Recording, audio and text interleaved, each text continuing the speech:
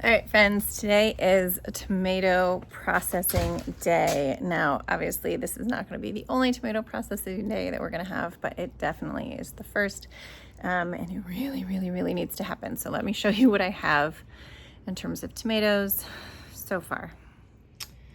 So these are the tomatoes that we picked yesterday. This is probably about half a container full. And I do pick them reasonably green. That little pile of green is just tomatillos, but the rest of this is, you know, a little on the greener side. This is sort of as ripe as I pick them.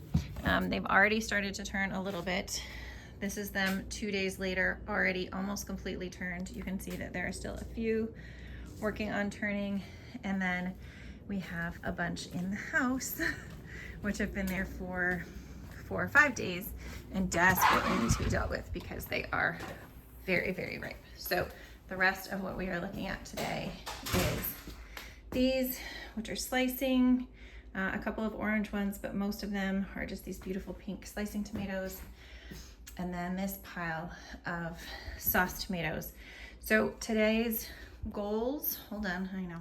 All right, so today's goals though are honestly just to make sure that we don't lose a ton of tomatoes. So we're gonna make a big batch of salsa, and we have some just like plain quart jars.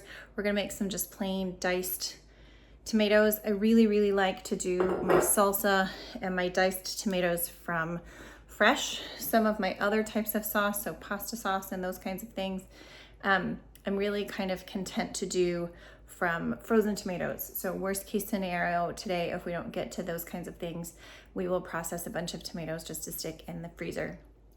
But that is really kind of my big dream for today, is to get, at the very least, those tomatoes dealt with. Now, that does not mean I will have clean counters. It just means the tomatoes are currently outside.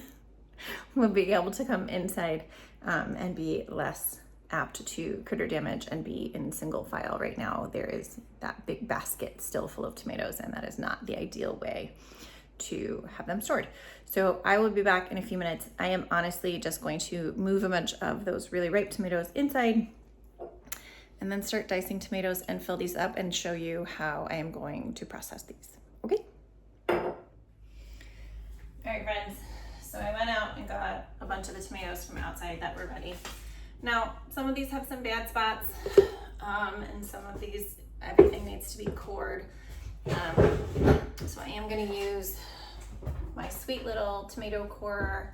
I just bought it on Amazon. It is one of my favorite tools of the summer. And it just really helps make this go much easier. And the great thing is that it also easily helps me take off bad spots. So if there's big bad spots, I'll use my knife. But if there's little bad spots, I'm just gonna use this. And this is really easy. I'm just gonna dice these and put these in here. This is a raw pack method for diced tomatoes. And there's 2 different ways that you can safely can raw packed diced tomatoes. I'm going to be pressure canning them. If you water bath can raw packed diced tomatoes, it takes 85 minutes once the water is boiling, and that is too much time for me. And if you pressure can them, it takes 25 minutes. Now, obviously, it takes a little bit longer than that. You have to bring it up to pressure and cool it off and all those kinds of things, but it is a little bit less time processing. So I'm going to be following the method that's just in this, my favorite canning book, the Ball Complete Book of Home Preserving, for these diced tomatoes. I'm also going to be semi-following a recipe in here for the salsa, and I'll show you that when we get to it. But really, I'm just gonna slice up these tomatoes, get them in these jars, and then I'll come back and show you what we need to do with them at the end. I don't think that we have to add, we do. Okay, we do have to add acid to these, even though they're gonna be pressure canned, and that's fine. So we are gonna add, we'll probably use lemon juice today because I have plenty of that, and I'm not sure where I left my citric acid. I know I have some somewhere. But today I know where my lemon juice is. Bottled lemon juice has to be used if you're using lemon juice in any tomato canning recipes just to make sure that it has the right amount of acidity and can be used safely. So that's what we are gonna do today. I will probably not add salt to these. I really prefer to use slicing tomato for my diced tomatoes because I don't mind if they're juicy and they just have such amazing flavor. So that's what I'm gonna be using. And then I don't really add salt because I just add salt to whatever I'm putting them in. So these will go in omelets, eggs, frittatas, stir fries. If I make a fresh pasta sauce, I'll just throw some of these in at the very end. They're just really yummy. And again, I prefer to use them from fresh and not frozen because it just helps preserve the texture a little bit. So I'm just gonna get started and show you kind of what we're doing here.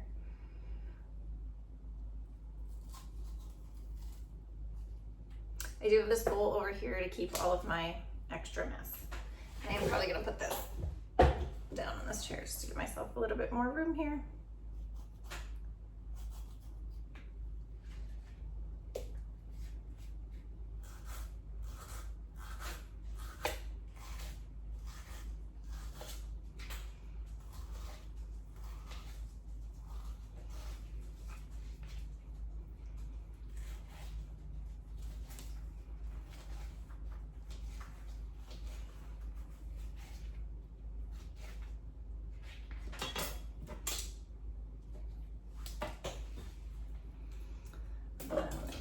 Right in there.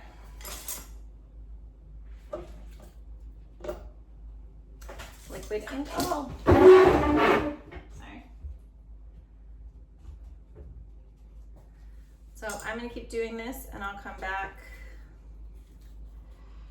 probably when I've got most of them, most of the way filled. So again, there's just a little bit of, not ideal stuff on the top of this tomato. So I'm just taking that off, and this little core works great for that.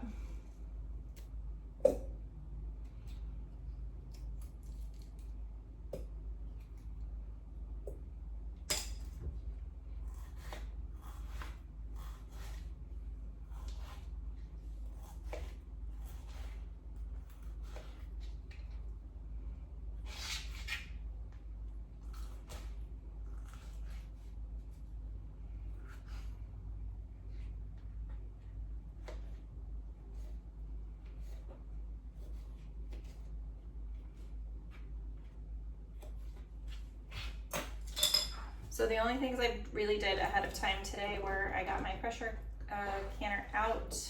I washed all of the jars that I'm planning on using today in the dishwasher, and I washed a lot of my tomatoes. So when these are all filled up, I'll come back and show you what it looks like.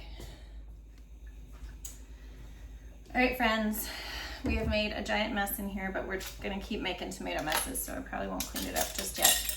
But we do now have 7 jars filled with just tomatoes and their own juices. We are gonna put, because we are using quarts, we are gonna put 2 tablespoons of lemon juice in each of these.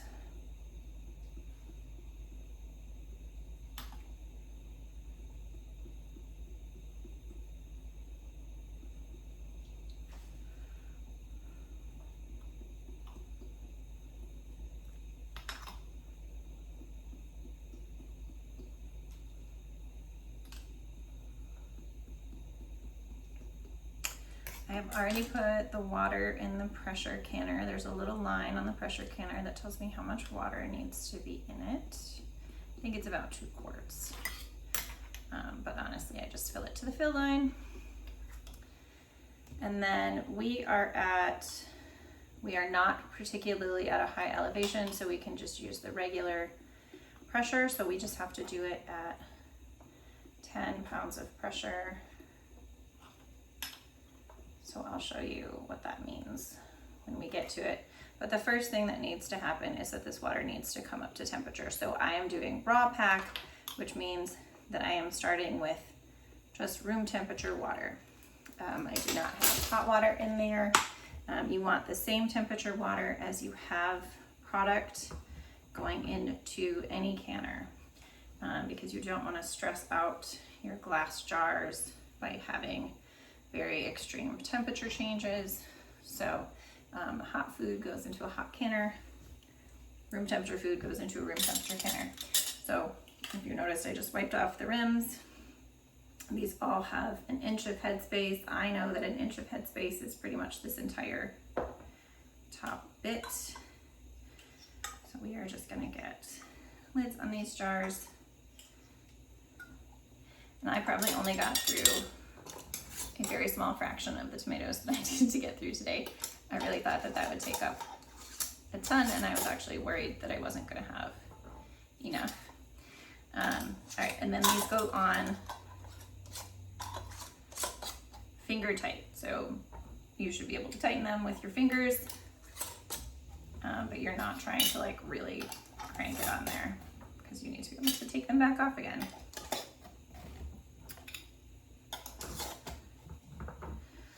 Right. Oh, I don't know if you can see this here. Let's see if we can. There we go. So this is the pressure canner. What kind of pressure canner do I have? I think it's a, where's the box?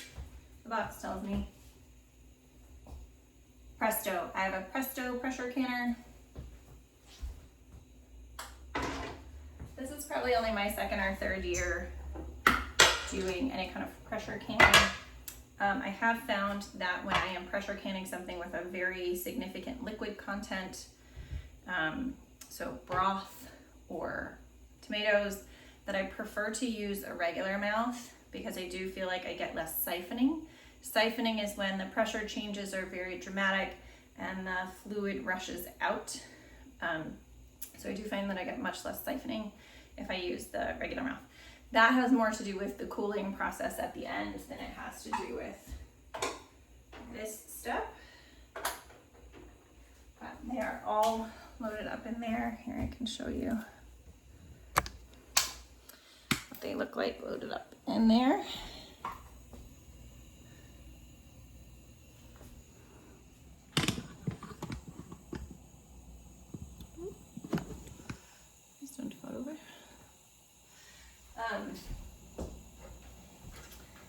And then we just put the top on and close it up, and then we wait. So the next thing that will happen, I turn the heat all the way up to high, and the next thing that will happen is that this little vent here, once this water is boiling and kind of filling up this whole thing, will start to steam. And once that starts to steam or vent, we let it vent for 10 minutes, and then we put on our pressure weight. And once we put on our pressure weight, we want this pressure gauge to come up to 10 or 11, and then it has to maintain that 10 or 11 for that 25 minutes. So the processing time, that 25 minutes, doesn't start until it gets up to pressure. Once we get up to pressure, then we set the timer for 25 minutes. We wait 25 minutes. We have to make sure that it's maintaining its pressure that entire 25 minutes. But if it's maintaining pressure for 25 minutes, then we just turn the whole thing off and we wait until this pressure gauge comes back to 0 before we touch anything. When this comes back to 0, I usually still wait another 10 minutes or so. And then I take the gauge off. And then I usually wait even more, another 10 minutes or so before I will open the top. And then I'll still just leave them sitting in there for another few minutes to kind of slowly cool off. So it's that very slow cooling process that will help you prevent siphoning. And then they still are very, very hot jars when they come out. So they will go on a towel on the counter, just like any other canning, or until morning when they have cooled off.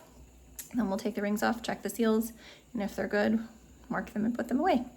All right, but we still have a ridiculous number of tomatoes. I really thought that that was going to clear off that entire counter. It did not. We may have to do a second round. But in the meantime, we are going to start making salsa. So typically the salsa recipes call for paste tomatoes, which are these tomatoes over here. We clearly have plenty of those, but I really, really, really do enjoy the flavor from the sauce, or from the slicing tomatoes. So I am going to slice up a few more slicing tomatoes. How many tomatoes do I need for this recipe? Let's double check. We need 20 cups because we're making a double batch. So we're gonna have 20 cups of tomatoes. So I will probably make 7 or 8 cups, maybe 8 cups because I have a 4-cup measuring cup. Slicing tomatoes just to add that flavor. But the slicing tomatoes do have so much juice, and homemade salsa is already much more runny than store-bought salsa. So I am going to do those first and let them drain while we are processing some of the other tomatoes. The other thing I am doing with tomatoes currently, maybe I already mentioned this, I put a bunch of cherry tomatoes and some sliced tomatoes in the freeze dryer. That will make tomato powder for me to be able to thicken up sauces later. I will not use that in my salsa, but I will use that in things like ketchup, barbecue sauce, and pasta sauce. We are lazy here. We just use pasta sauce as our pizza sauce, so we don't make a separate pizza sauce. But that's what we're doing. So we are going to go ahead and get some more of these slicing tomatoes sliced up. We will not start measuring them properly until after they have had a chance to drain, and I will let them drain for at least a half an hour. I still have this bucket from outside, and I have not brought in all of the ones from outside. So we still have quite a few tomatoes left to process here. My favorite salsas, so I am gonna start with the basis of the zesty salsa recipe from this book. If you are new to canning, please only just use exact canning recipes that are approved. I usually am just adjusting it so that I'm using less of the non-acidic foods. So I don't really feel, I've been doing this enough that I don't feel particularly concerned about doing that. But certainly if you are a new canner or at all concerned, please just follow the exact recipes.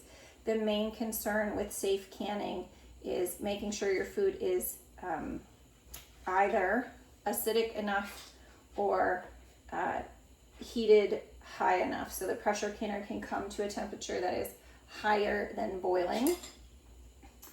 And the purpose behind those two things is to kill the botulism spores, because botulism toxin, while apparently lovely for facial treatments these days, is very deadly if consumed. And those spores can live on lots and lots of things, and they particularly prefer low acid, low oxygen environments. So all canned foods are a low oxygen environment. That is how we keep them from spoiling. So if it is not a high acid food and it is a low oxygen food, then you really need to be able to heat something up hot enough to actually kill off those botulism spores. Most times when we're eating fresh food, we can kill the spores with just our stomach acid, but if their spores are in an environment where they are happy and growing well, they will then release that botulism toxin, and that is what will make us very sick. So it's why babies can't have honey. Babies' stomachs are not acidic enough to kill off the spores, and so then in their stomachs they would potentially produce botulism toxin on their own. It's a weird fancy bit of biology that I like to learn about. In part because I do food preparation, but in part just because I think biology is fun. So anyway, I'm just gonna get a bunch of these sliced up, probably just enough to fill up this colander. I just have a colander sitting in a bowl, and that is how I plan on draining these. And I'm sure that they will have a good solid half an hour to drain while I start dealing with these sauce tomatoes. Some of the sauce tomatoes will also be for the salsa, but some of the sauce tomatoes I will probably just prepare to get into the freezer. And if for some strange reason at the end of all of this processing I feel like I am up to making pasta sauce, then maybe I will make a batch of pasta sauce today, but I doubt it. Because after I chop up all of these tomatoes and move all the tomatoes, the salsa also needs lots and lots and lots of onions. So we will be chopping up lots of onions, but I will bring you back when we get to that part as well.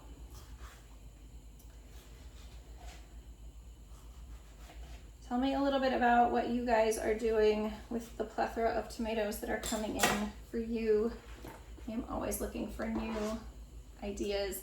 My current favorite side dish, because obviously we have lots of tomatoes and plenty of zucchini, is just slicing up some zucchini, pan frying it so that it actually gets a little bit brown, and then throwing in some fresh tomatoes on top of that, a little bit of salt, a little bit of garlic powder, and calling it good. And that has been so yummy and has made me very happy the last few days.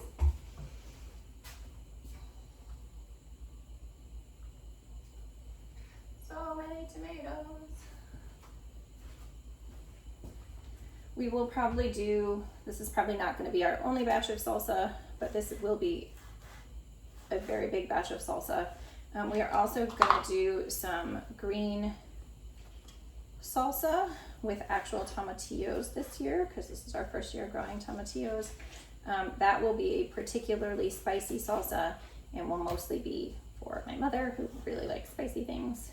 People who live in my house do not particularly like spicy things. So this will be sort of a mild salsa. I will use jalapenos, but I will probably take most of the seeds out.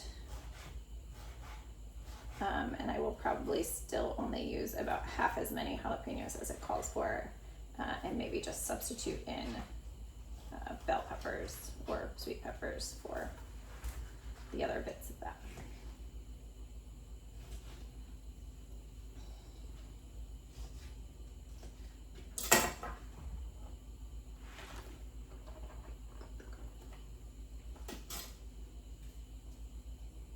All right, one or two more in here before we start moving on to the next.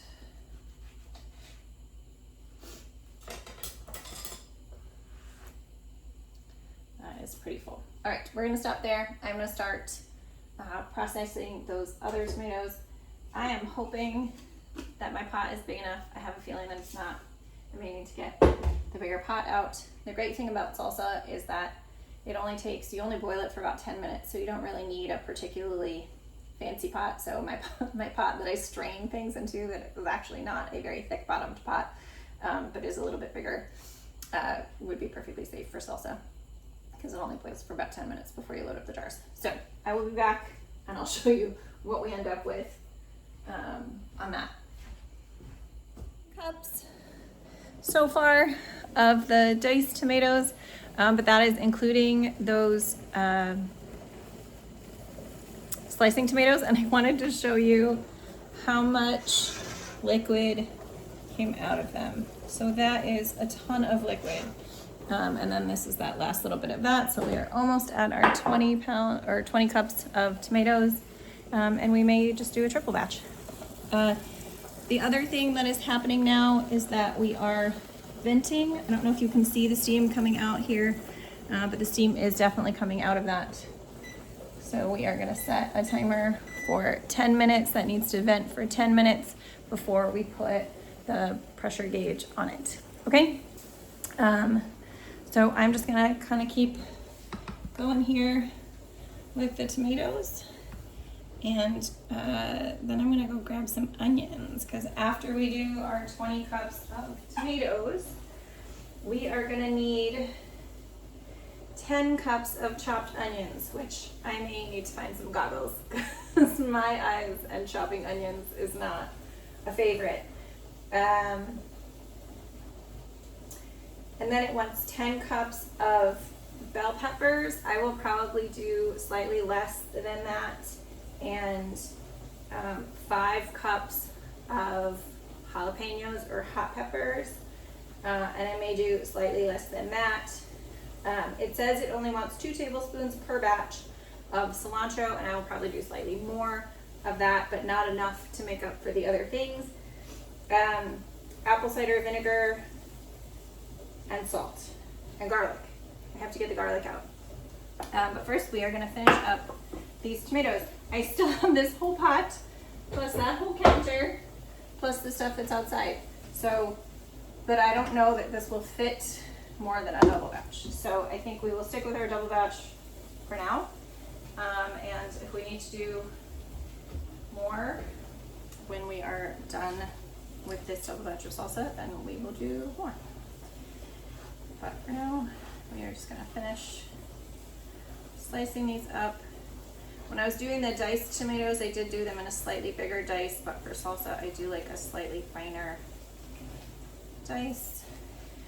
All of the onions that we have in the house right now are onions that we grew that have been in the process of curing. You are certainly allowed to eat onions before they are cured. They are just not storage worthy just yet. So we will go grab some of those, but they are a big mess. So I will have to cut off stems and get the dirt off of them and things like that before I bring them inside. We are currently attempting to cure out in the garage next to the rest of the tomatoes. That might be our last bit here. Let's check that before we cut another one. Sorry, mumbling to myself. I said let's check that before we cut another one. These are much, much less juicy, and that's good for recipes, but it always makes me sad because I think that they must not be as yummy if they're not juicy, which is clearly not true and is much better for making things that you don't want to have runny.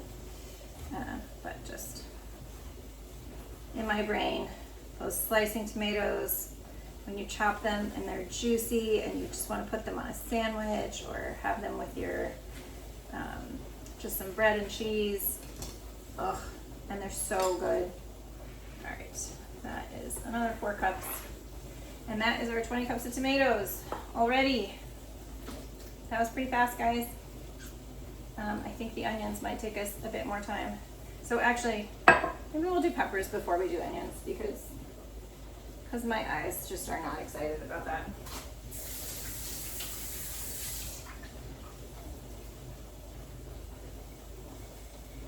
We have lots of different colors of bell peppers. I've got some yellows and some greens that will turn into reds that have started to mush a little. We have a few red ones in the fridge.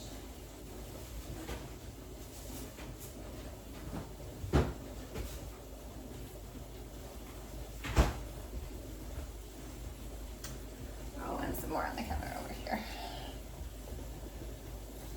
All right, so it does say that it wants me to do 10 for a double batch, 10 cups of this. And I like my salsa very oniony, so I will 100% put in all of the onions that it calls for. And very more cilantro-y than what this calls for. But maybe we won't put, so not as peppery. I don't like peppers all that much.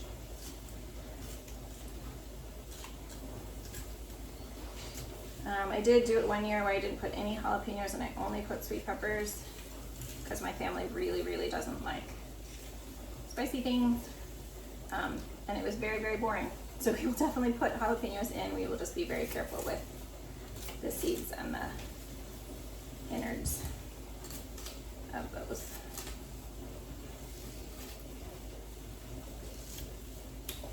And I will probably put on some gloves for the jalapenos, just to be on the safe side.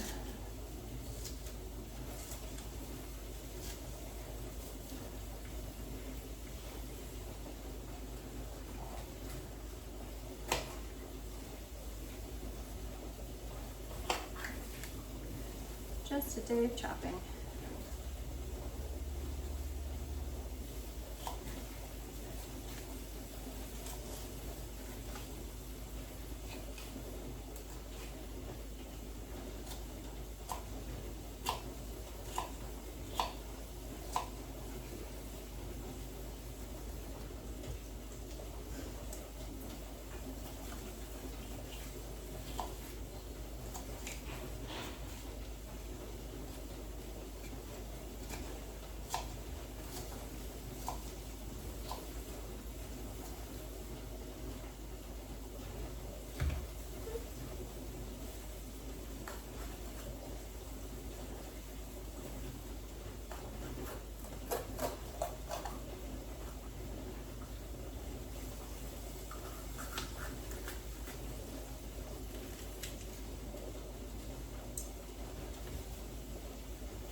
My bowl over here is getting very full from all the tomato tops and some pepper tops.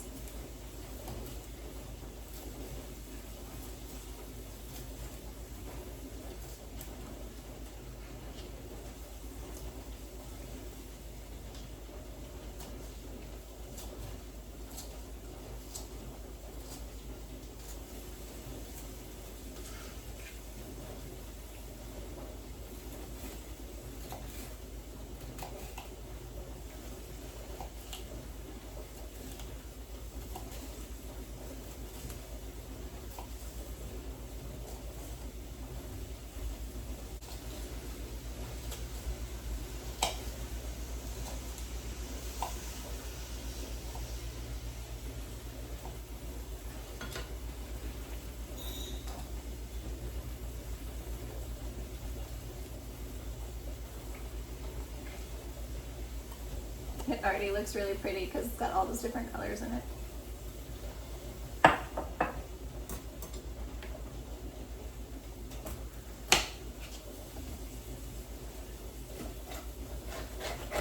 I do not remember where I got the seeds originally for these yellow peppers. I've just been seed saving them for the last few years. But they're very long. And I pick them just like I pick my tomatoes, just a little bit on the early side. And then they usually just ripen up on the counter. But today I'm using them just a little green.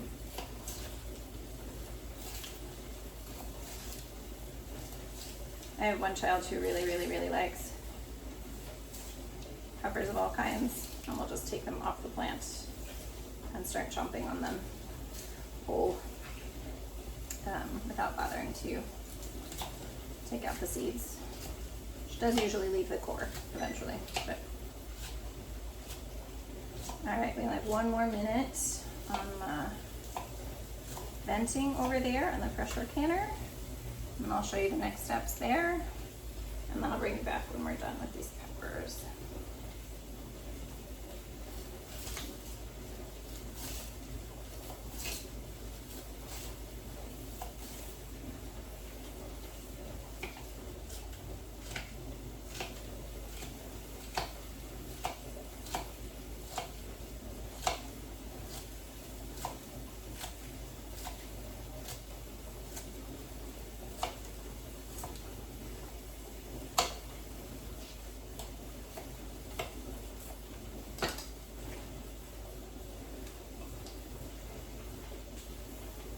Let's take it over here.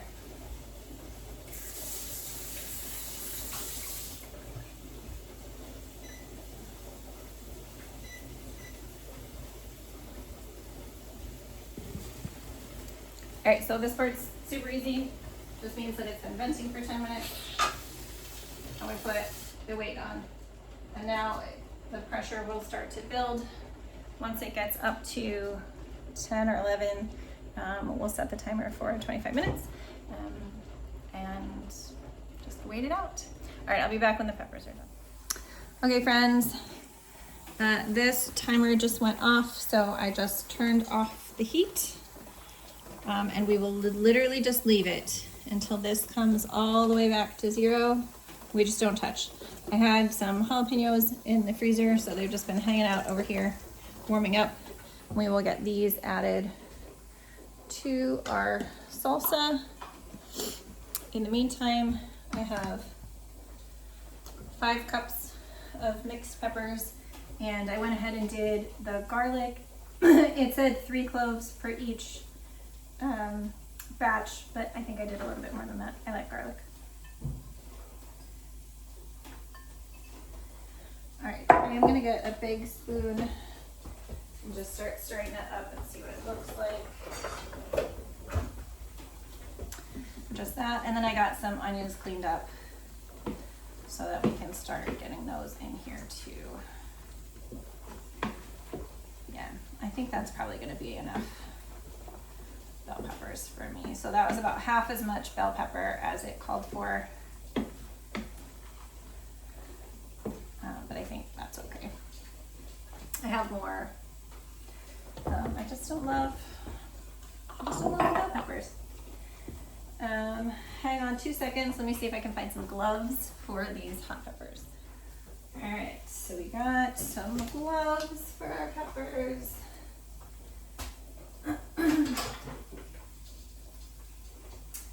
We have our bucket of onions. Well, let's do these peppers first and just see how many we get. I am gonna leave the seeds in for a few of these jalapenos.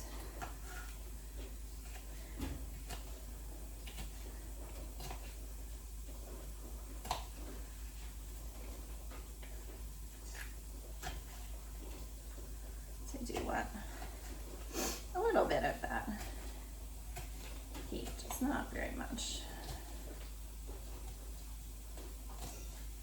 And I'm just wearing the gloves because I rub my eyes a lot and I just don't want to burn them later when I forget that I've had jalapeno on my fingers.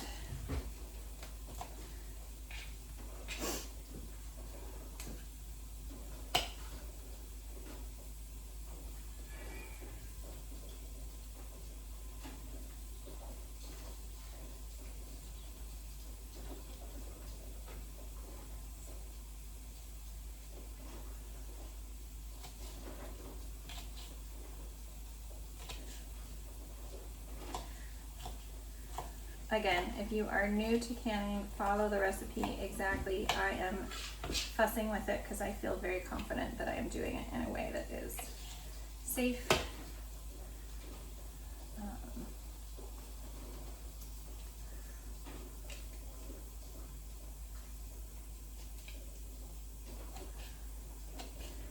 By just having less of the things that are lower in acid. I know that I will still have a salsa that is acidic enough once I add that vinegar to be safe for canning.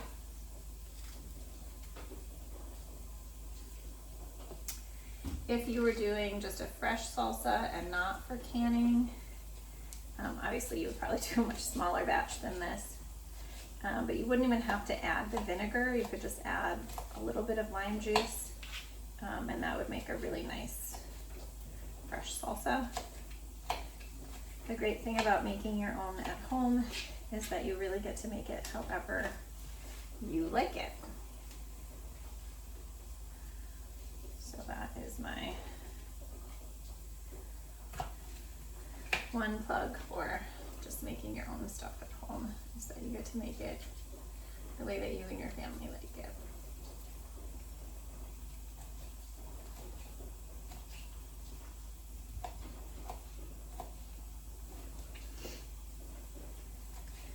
So I still need to add this, these onions, these peppers, and salt and vinegar. Oh, and cilantro. Can't forget the cilantro. I have a whole bunch of freeze-dried cilantro that is mostly just for this.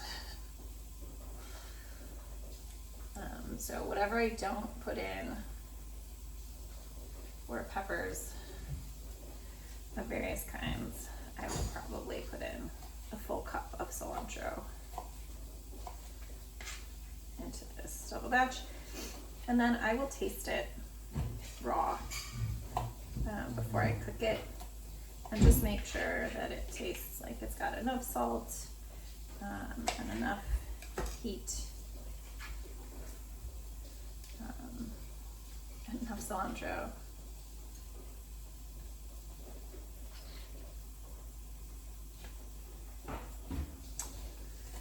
And we will go from there. Probably, if I wanted a smoother salsa, like a picante sauce, I could have just thrown all of this in the food processor or the blender, and it would have chopped it all up for me, and that would have been much faster. So if you ever want to do it faster and you don't mind it being less chunky, that is also a way that you could do this and speed up the process a little bit. I've done that in the past for other batches. Sometime this summer I will probably try an oven roasted salsa. I think that would be really yummy. Just putting everything in the oven and roasting it first before we can it up. I think I have a recipe for an oven roasted one. You can.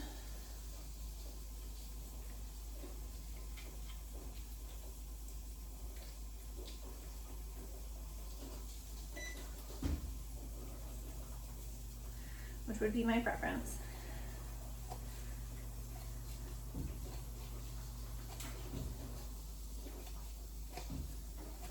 But if not, if I can't find a canning recipe for that, then I'll just do a really small batch and just have it in the fridge.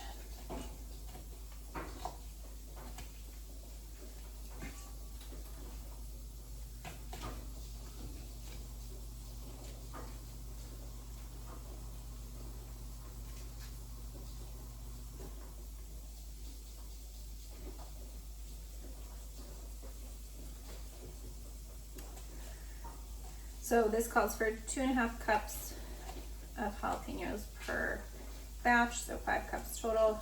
I will probably only do about 2.5 cups total.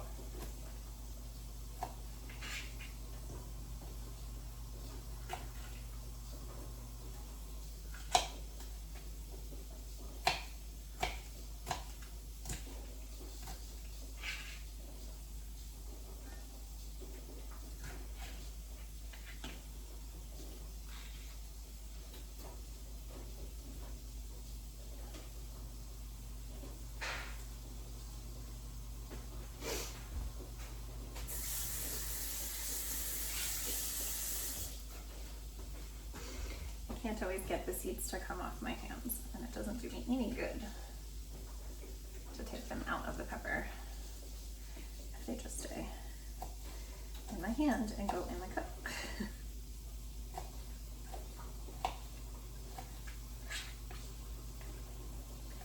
So what is your favorite way to make salsa? Do you guys like oven roasted salsas? Are you into really spicy stuff? Any favorites? I know that when I just make a fresh pico de gallo, I do like it with some of that spice from the jalapenos. These jalapenos are not particularly spicy. They do not have a lot of heat to them, so just a little bit from that. And fresh cilantro. I don't put any bell peppers when I make a pico, just like a fresh for eating salsa.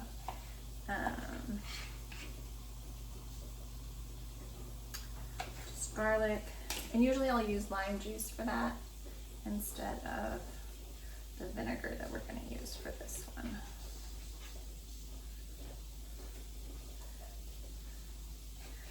It's that tomatoes and onions that really, with a little bit of cilantro, good enough for me any day.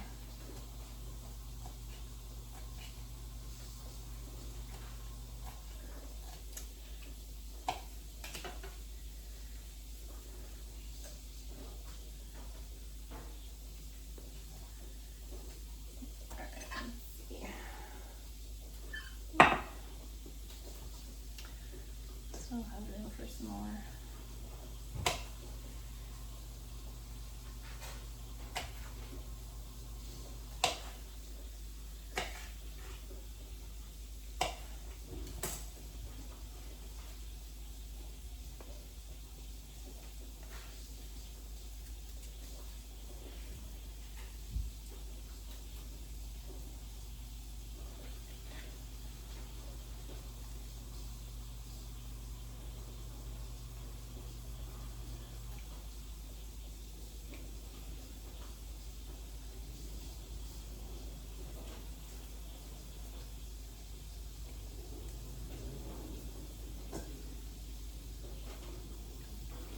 We're also warming the oven up. We have another loaf of sourdough that's going to go in there today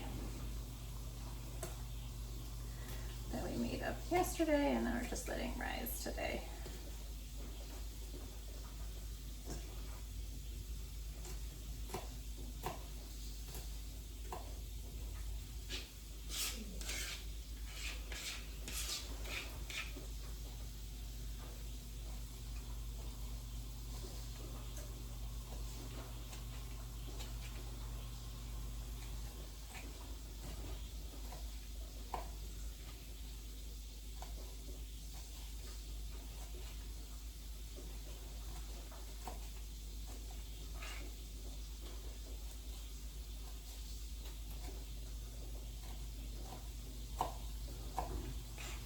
I really love the onions in salsa, and I really don't like cutting them. This is one of those things that I should have gotten a helper to do, but my timing was not quite right for that today.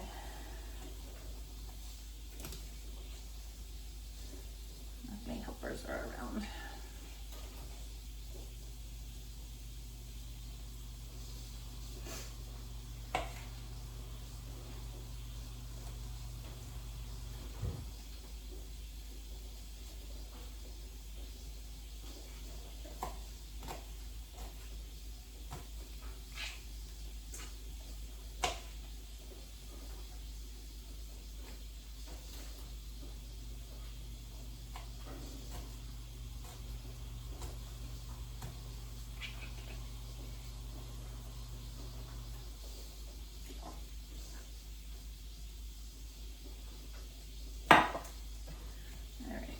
Up all of these peppers.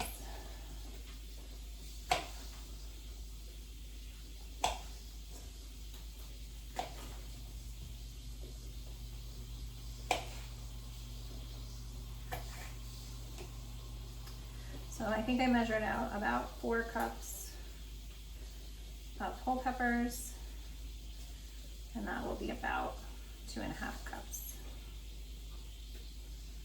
of chopped jalapenos. So then we know for next time.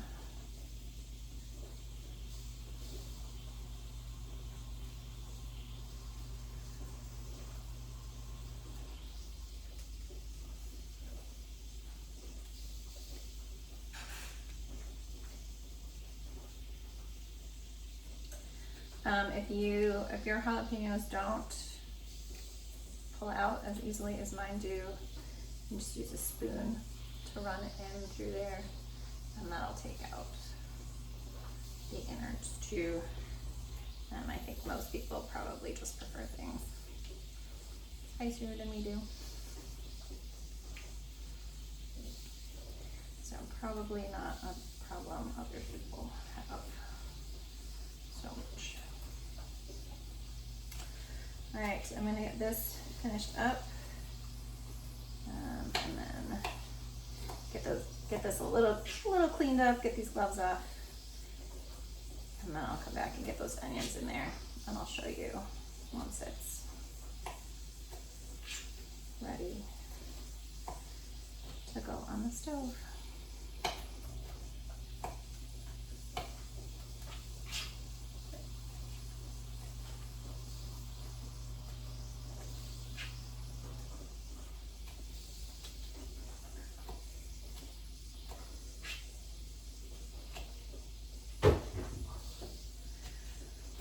Spray myself in the face with jalapeno juice.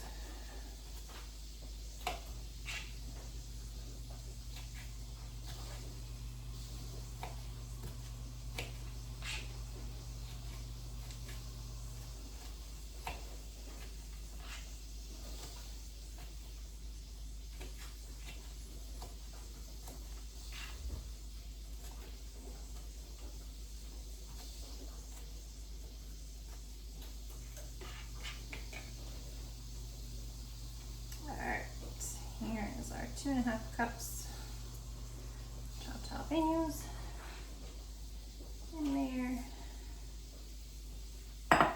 When I get all this cleaned up, then I will show you what we're on to next.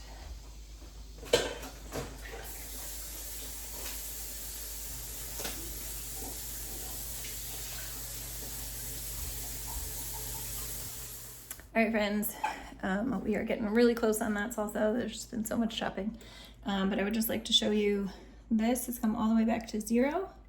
So I'm gonna take this off. See how it didn't make any noise or any hissing, so that means it really was fully depressurized. I am just going to break the seal on this, but then I'm just gonna leave that for another 10 minutes or so, just to cool off so that those aren't such a different temperature when we're done. All right, back over here with our salsa. We have gotten 1 set of 5 cups of onions in the pot. We are almost done with the last little bit, and then it'll just be adding our little additives. So our vinegar and our I'm going to add a little bit of oregano and cumin, some cilantro, and some salt. Remember, with all canning, you do want to use non-iodized salt, so I will be using just the natural sea salt that we have.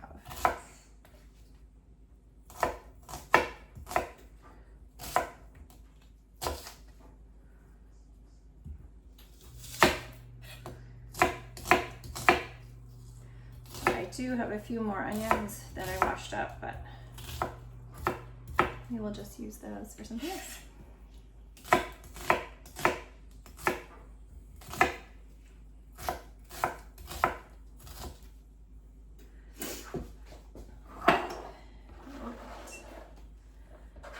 So this all the way to the top is 5 cups.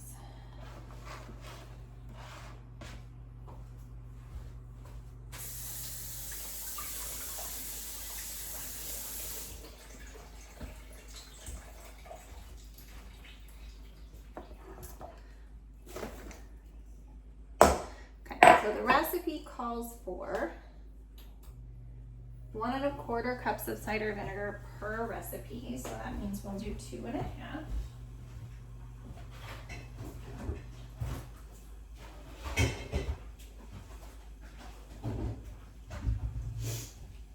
So we'll get our vinegar and our salt and our oregano.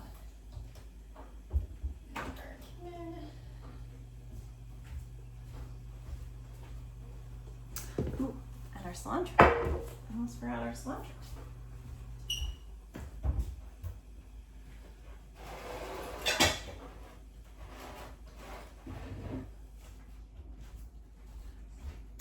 We freeze-dried a huge batch of cilantro earlier in the summer when it was good. I do not currently have any fresh cilantro, so I am going to put a couple cups of that in there.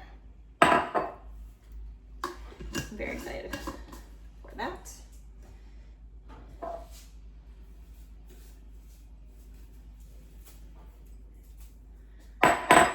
And then I just put probably about a tablespoon or 2 of cumin, just a little bit, and oregano.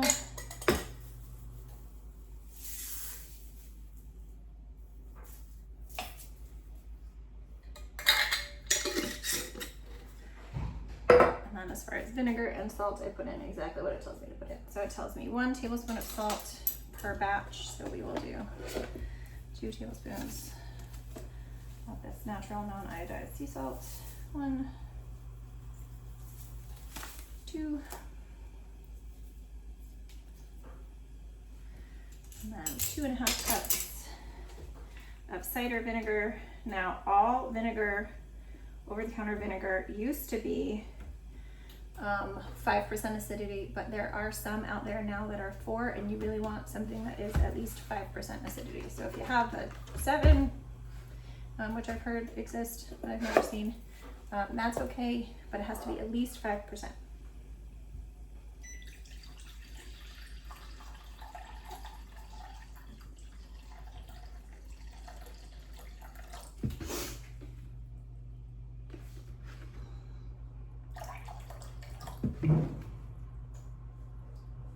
Okay.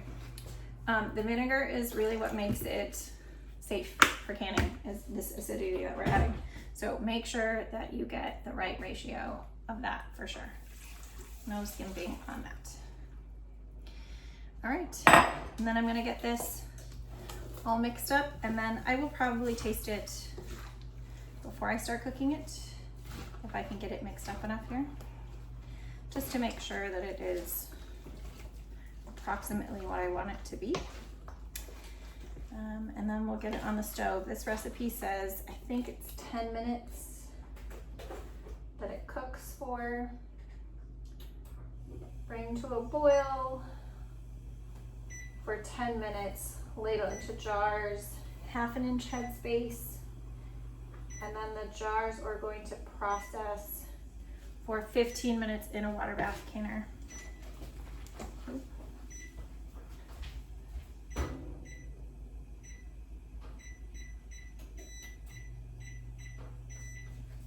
Sorry, that is, we're working on some more sourdough. I'll show you that loaf when it's done. I actually did go ahead and make it pretty this time, so. Oh my gosh, guys, this already smells amazing. And like, I just wanna sit here and eat it with a spoon. I will not, because, well, I will to taste it a little bit, but.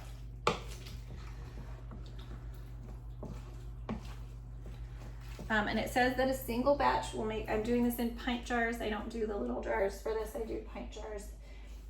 It says it should make 6 pint jars, and I have a dozen ready. And I used less peppers, so a dozen should be enough. It might be slightly less than a dozen because I did cut back on the peppers a little bit. This smells amazing. I'm gonna get a spoon.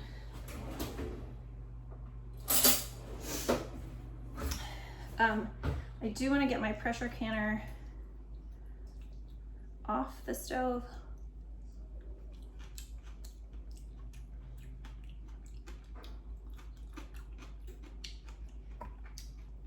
All right, I think that is exactly what I want it to be. I'm gonna move my pressure canner so I can get my water bath up there. I could use the pressure canner as a water bath canner, but I do want it to just take a little bit more time to cool off. So I'm just gonna slide it onto the counter right next to where it is.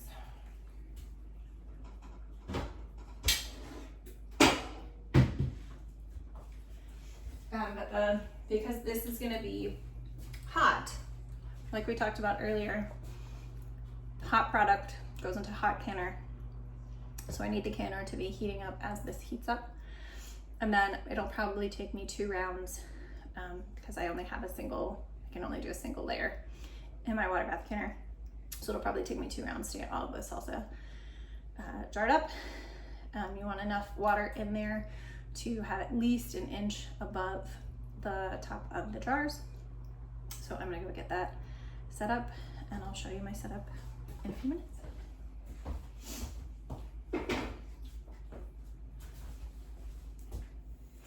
All right, so this is our pot of salsa on the stove. Oh my gosh, it looks so good. This is our water bath canner. It is pretty full. Usually I put a sploosh of vinegar in my canners so that the hard water stains don't get on the jars. I forgot it in my pressure canner, so you'll probably see some hard water stains on that. I did finally scooch the lid off this just a little bit, and I already heard one seal pop, which is great. I have to find some counter space for when these come out of the canner, because they need to sit on the counter for, like I said, about 24 hours to cool. So I will probably find a space back here in a corner somewhere.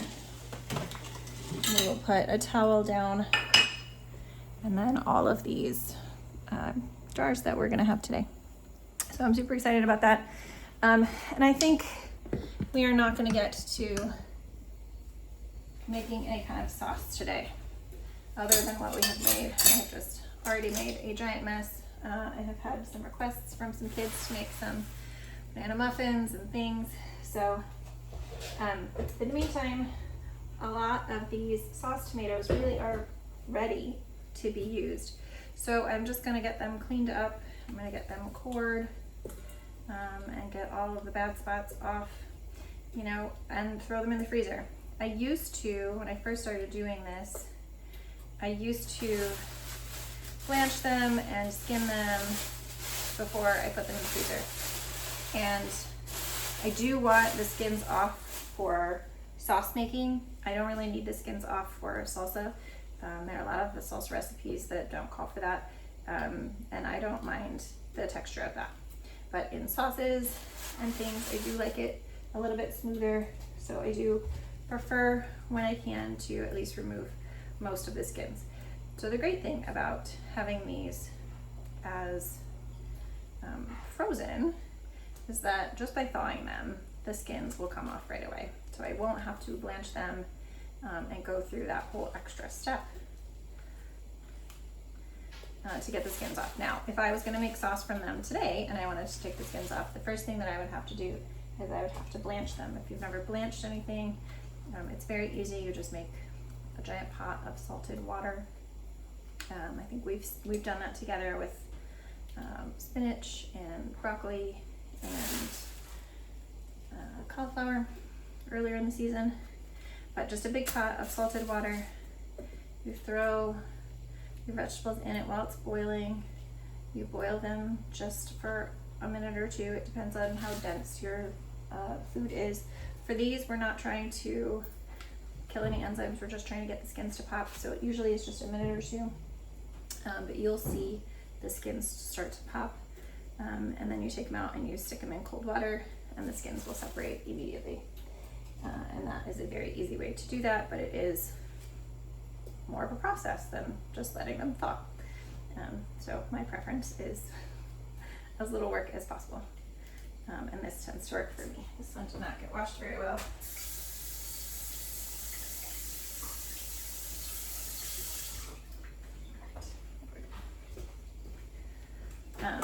But what freezing and thawing doesn't do is it doesn't core or clean your tomatoes. So just using this little corer, coring them now, taking out any stuff from the skin like splits and things like that. We have had a lot of storms this summer, so some of the tomatoes did have some scarring or some splitting. Less on these sauce tomatoes than on the slicing tomatoes, but still a little bit on some of these. So we'll just remove all those bits. Get this core out. And I just put these, I used to put them in gallon size like Ziploc bags, but I just need more room than what I can get. You know, these are huge tomatoes. This is a huge tomato that would take up, you know, you'd get like 3 tomatoes in a gallon size freezer bag with tomatoes like that. So I do tend to just use grocery bags. And they work just fine. And I'll get it in the freezer and get these out when I'm actually ready to make sauce. Usually I have enough in the freezer by the end of the season to make 3 or 4 large batches of sauce in my 18-quart roaster. I'm a little bit jealous. Becky over at Acre Homestead has a 30-quart stovetop saucepan. Someday I will own such a thing. And maybe just do it on the stove. But in the meantime, that 18-quart roaster is the biggest pan I've got that's got a heavy bottom that can actually do this kind of work.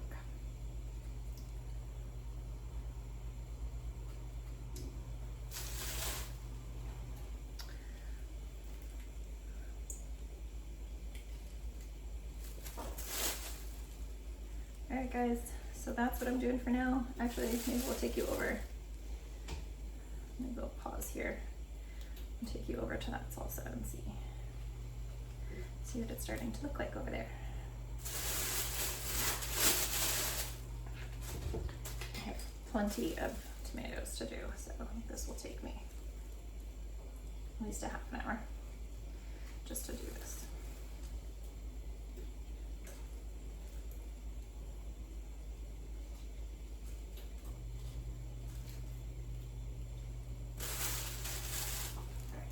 Let's see, what do we got going on?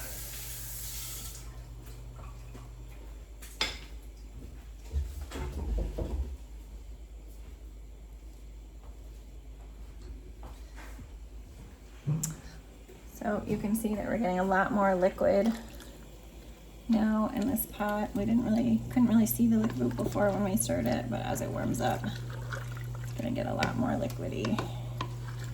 So I'm gonna leave this with the top off. I know it would heat a little faster if I left the top on, but once it gets up to heated, I do kind of want it to lose a little bit of that liquid. All right, guys, I will see you when things start to be ready. Actually, these are now ready to come out of the canner, so we're gonna go ahead and get them out.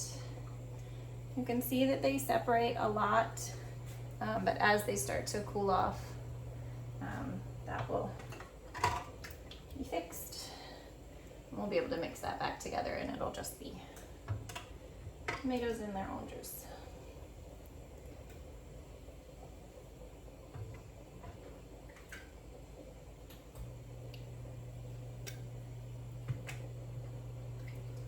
And hopefully there will be enough space over here to put the salsa when it's done too.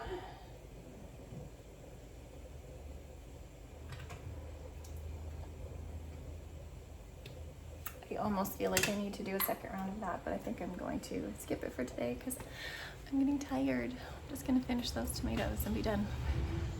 Okay, friends, our salsa has finished.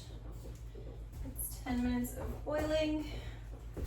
I have bags and bags of tomatoes that I still need to get in the freezer, but I want to get this in the canner. So this is still very liquidy, and that's just kind of how it's going to be. If I wanted to turn this into more of a picante sauce, I could do that either now with a stick blender or when we go to use it, and I might. You know, sometimes my family likes it a little more blended, so I might do that in the future. My water bath canner can take 9 pints at a time, so I'm gonna fill the first 9 here and see how many we get. I am supposed to have half an inch of headspace, so I'm gonna have to adjust these a little bit.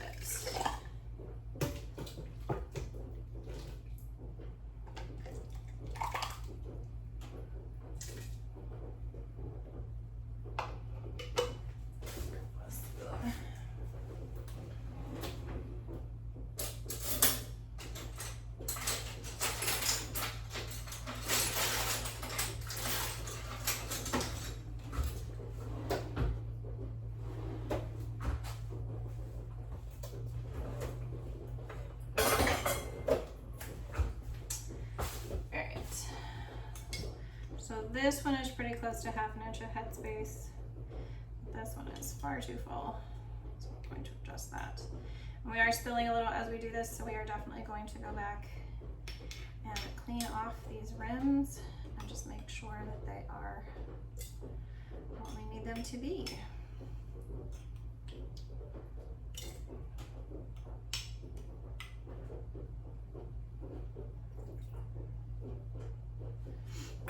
All right, 1, 2, 3, 4, 5.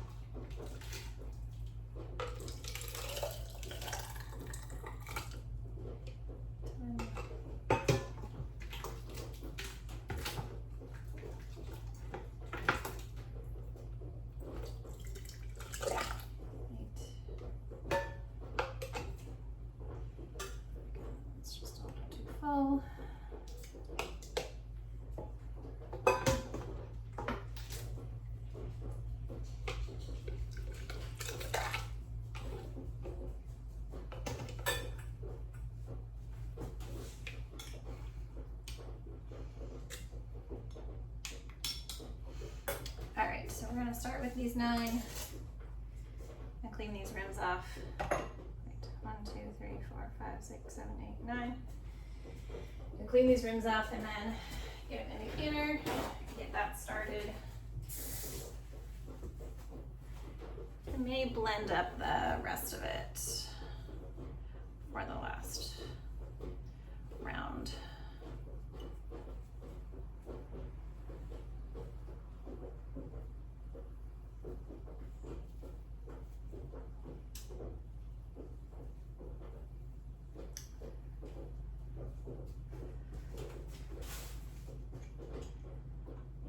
And then lids.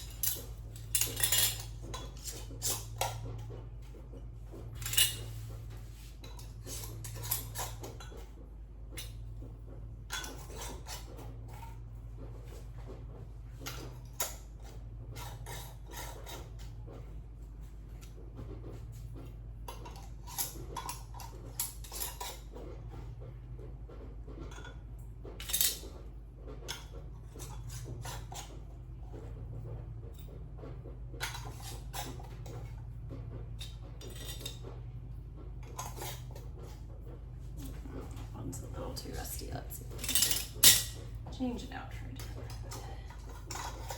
All right, and these are very hot, so I am going to use my jar lifters to move these over to this very hot water. And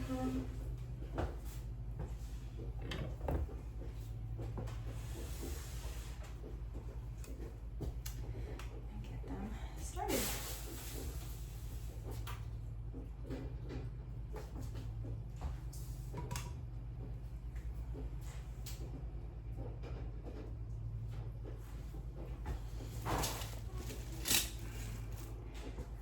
Hang out while we do this.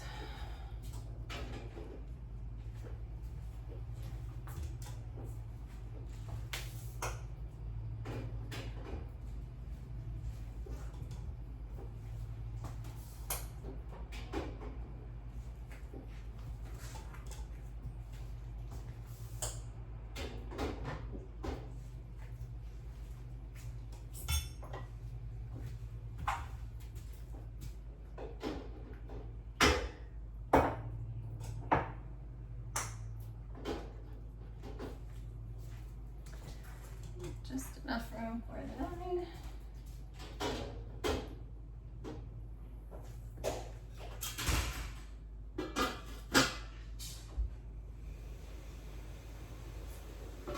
All right, and we're gonna bring that up to a boil. Once it starts boiling, rapidly boiling, then I can start my timer. Again, these are 15 minutes. Once that timer is done after the boil, we will turn it off, take the top off, and let it sit in the water for 5 more minutes before we actually take them out of the canner, again, to keep them from adjusting too quickly, and then we will put them over there. The other thing that happened was that our sourdough came out of the oven. Look how pretty that is. So they all look just a little bit different, but it is yummy either way. All right, I will show you what we have when they are all through the canner and how many we ended up getting. I do think I'm gonna use the stick blender to blend up the rest of that, just have a different texture. All right, friends, I'm gonna show you the end product. The canner's still going with that, but we got that canner with 9. I blended this up and we got 5 more pints. We have these 3 ginormous bags of tomatoes that are gonna go into the freezer. We have that 7 quarts of diced tomatoes, and this is what we still have left. Those are all slicing tomatoes. And these are all sauce tomatoes that are just not quite ready. They will probably slowly make their way into the freezer until I have time to make sauce out of them. I'm running out of freezer space, however, so that might have to be sooner rather than later that I do my first batch. But in the meantime, I have been requested to go make some muffins, so I'm gonna go make some banana nut muffins for the fam. And this will be it for today. I might bring you along in the morning to show you what everything canned up looks like, but it's just red jars. All right, thanks, bye.